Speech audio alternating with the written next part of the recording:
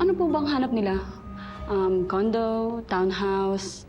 Mag-isa lang po ba kayo? For family or kakakasal niyo lang po? Magpo-propose pala ako sa girlfriend ko. Her name is Princess, kaya gusto ko din magbuhay prinsesa siya. Wala ba kayo mas high-end dito?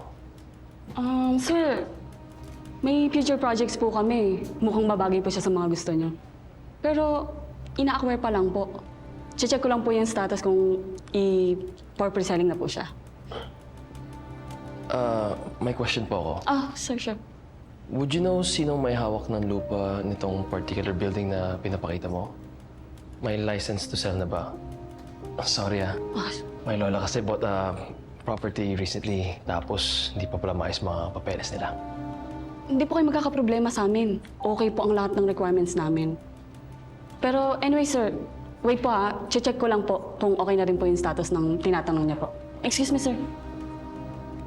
Sige.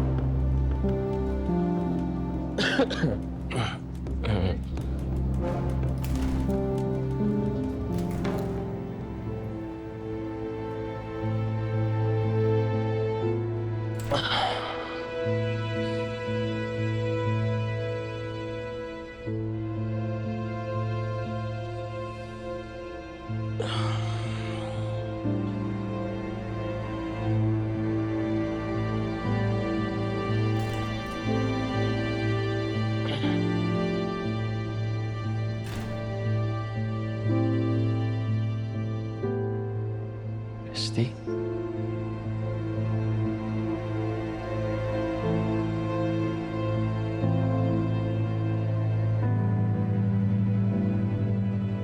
Wes?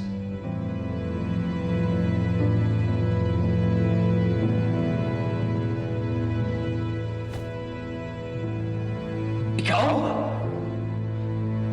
What are you doing here? Sabi ko na, tama hinala ko. Miko, I can explain. Hindi ka gumagawa ng docu. Nag-work ka sa kumpanya na humawak ng gibaan?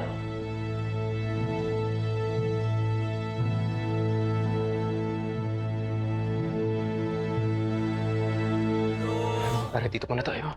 Ano? Magpaliwanag ka! Ikaw ba yung spy na nilagay ng kumpanya niyo sa Singkusing? Miko, pag-usapan natin to sa ibang araw, please. Nabuking ka lang? Umiiwas ka na?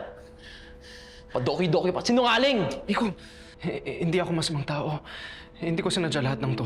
Sabihin mo yan sa mga nawala ng bahay. Sa mga nahiwalay ng mga pamilya nila. Niloko mo ang Singkusing! Niloko mo si Princess! Miko, please. Huwag mong sabihin to kay Princess. Please.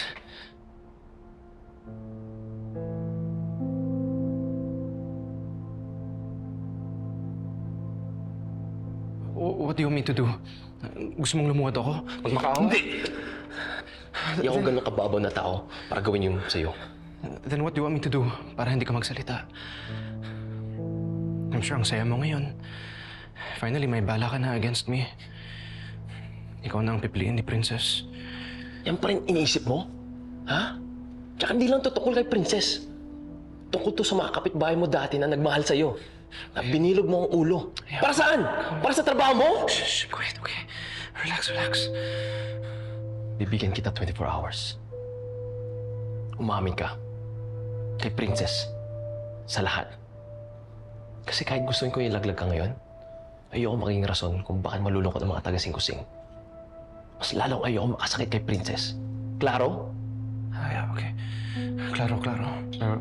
Please give me some time. May ayusin lang ako. Pero tutupad ako sa pangako ko.